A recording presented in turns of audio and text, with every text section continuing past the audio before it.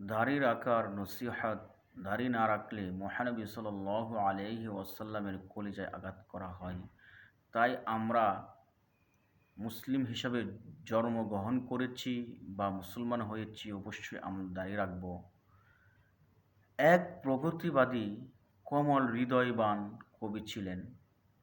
তার কথাবার্তা খুবই তাৎপর্যপূর্ণ ছিল। এক ব্যক্তি তার তাৎপর্যপূর্ণ কথাবার্তা শুনে তাকে আধ্যাত্মিক সাধক ভেবে ইরান থেকে তার সাথে সাক্ষাৎ করতে আসলো। কবির বাড়িতে গেল। কবি নাপিতের মাধ্যমে দাড়ি শেভ করতে দেখল।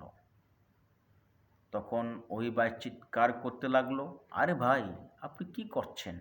কবি বলল, দাড়িতে খুর দিচ্ছি, কারো কলিজায় খুর দিচ্ছি না। অর্থাৎ দাড়ি শেভ করছি, কারো মনে আঘাত দিচ্ছি না।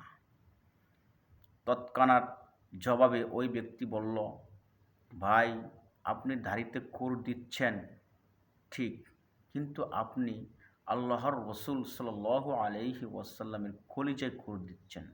অর্থাৎ দাড়ি কামানোর দ্বারা প্রিয় নবী সাল্লাল্লাহু আলাইহি ওয়াসাল্লাম আঘাত পাচ্ছি। এই কথা শোনা মাত্রই কবি বলতে লাগলো, ও ভাই, আমি তো এতদিন অন্ধ ছিলাম, আমার চোখ এখন খুলে গিয়েছে। আমি এখন বুঝতে পেরেছি যে আমার দাড়ির মাধ্যমে, আমার দাড়ি শেভের মাধ্যমে, আমার কার্যকলাপের মাধ্যমে প্রিয় নবী সাল্লাল্লাহু আলাইহি ওয়াসাল্লাম কষ্ট পাচ্ছি।